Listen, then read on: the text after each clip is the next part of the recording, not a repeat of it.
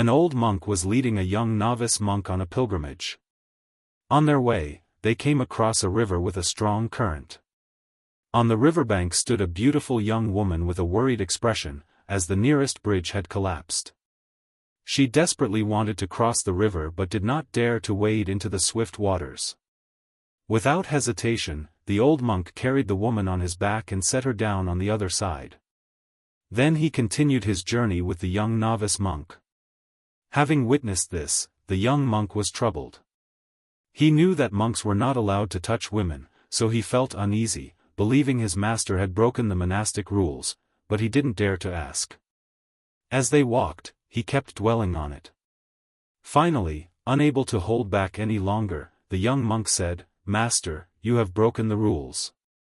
How could you carry a girl across the river?" When the old monk heard the reason for the young monk's distress, he laughed and said, "I put that girl down a long time ago. But you, after such a long journey, are still carrying her." The old monk's answer helps us understand that sometimes we carry the burdens of the past, frustration, guilt, and resentment. We even make these burdens heavier than they actually are. By recognizing that these emotions are not truly part of our present life, and by learning to let go, we can reduce the pressure on ourselves and those around us. We've just explored a very interesting and meaningful story, haven't we? Now let's discuss this topic together. It really is. And welcome, everyone. We're going to do a bit of a deep dive here because on the surface, it seems so simple, right? Right. 2 monks, a river. Exactly. 2 monks, a pilgrimage. They need to cross this river. But beneath that, there's this really profound wisdom about what we carry around with us, emotionally, mentally. The baggage. Yeah, the baggage. So our mission really is to unpack that, to look at how this ancient story shows us the choices we make, often unconsciously, about what we carry day to day. Okay, so let's set the scene. We've got the older monk, experienced, wise, and the young novice, still learning the ropes, and they reach this river, but it's not just any river, it's powerful, swift current, and the bridge gone, washed away. So an immediate obstacle, a physical one, no easy way across. None at all. And right there, adding to the drama, is a third person, a young woman. She's described as beautiful, but mostly she's just stuck and scared. Understandably, she wants to cross, needs to cross, but the water's too dangerous for her alone. So the stage is set for, well, for something to happen. And it does. The old monk, he doesn't really hesitate, does he? He sees the situation, sees her distress. He just acts. Instantly. He picks her up, carries her right across the river on his back, mind you, and sets her down safely on the other side. Just like that. Practical, efficient, problem solved. The physical problem, yes. He gets her across, they can all continue their journeys. But here's where it gets tricky, isn't it? Because there are rules, strict monastic rules. Very strict. And one of the big ones, monks are not supposed to touch women. Period. So the old monk, in this act of compassion or maybe just practicality, he broke a major rule. He certainly appeared to, and that's exactly what triggers the internal conflict for the young novice. The moment his master touches the woman. Boom. Internal alarm bells. Right. It wasn't about the woman herself or even the crossing. It was the rule, the boundary that got crossed. That's what planted the seed of, well, judgment, anxiety. He saw it happen, felt it was wrong according to everything he'd been taught. But he didn't say anything. Not then. And I think that's so relatable. You know, you see something that feels off, something against the code, maybe at work or like in your family, but you just kind of swallow it. You carry it silently. That's the key word here. Carrying. Yeah. Because the physical act, carrying the woman, that took what, a minute, maybe 2? Hardly any time at all. But the mental act of carrying the broken rule, the judgment, that lasted for, well, the story says a long time.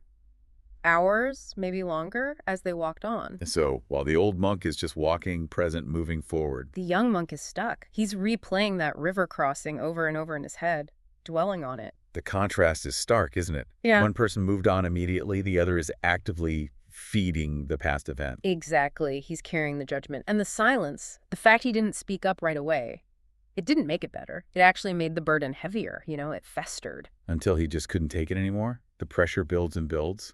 And finally, he cracks. He has to say something. He stops his master on the path. And confronts him. Basically says, "Master, what were you thinking? We have rules. You're not supposed to touch women, let alone carry one. You can almost feel the anxiety pouring out. All that pent-up judgment finally released, but only after carrying it for so long. And the master's reaction is, well, it's everything, isn't it? It really is the core of the whole story. He doesn't get defensive. He doesn't lecture. He listens to the novice's distress, this burden the young man has been carrying. And he laughs. He laughs, not unkindly, I think, but maybe with a sense of perspective. Like, is that what's been bothering you all this time? Because for him, the event was over hours ago. Completely over. And that's when he delivers the line, the insight. He says, essentially, look, I put that girl down back at the river hours ago. It's you who's still carrying her. Wow. Just lays it bare. Doesn't it? It's so simple, but so profound. Okay, let's really dig into that metaphor. The girl isn't just the person. She represents what? What? The event. The rule breaking. Yeah, the event itself, the perceived transgression, the situation, the thing that happened back there. And the carrying, that's the rumination, right? The dwelling. The mental energy you keep pouring into something that's already done. Precisely. It's the attachment to the past event. The refusal to let it go and stay in the past. The old monk put the event down when he put the woman down. But the novice held on to the memory and kept treating it like it was still happening. He nourished it, kept it alive in his mind. That's the difference between remembering something and being burdened by it. So this isn't just a story about monks and rules. It's about us. It's about the burdens we carry long after the event is over. Absolutely. It's a direct map to our own lives. We do this all the time, often without realizing it. We carry things from yesterday, last week, even years ago. And these burdens, they often fall into categories, don't they? I think you mentioned frustration, guilt, resentment. That's right. Those seem to be the big three emotional burdens we tend to carry long past their expiry date. Okay, let's break this down. Frustration. That feels like the everyday one. The little annoyances. Yeah, like the traffic jam this morning. The event is over, you're at work now, but you're still fuming about it at lunchtime. You're carrying the frustration. Or the annoying email, the slow computer. Yeah. You carry that feeling long after the actual problem is resolved. It drains your energy now. Exactly. You let a momentary thing cast a shadow over your present. Then there's guilt. That one feels heavier. Definitely.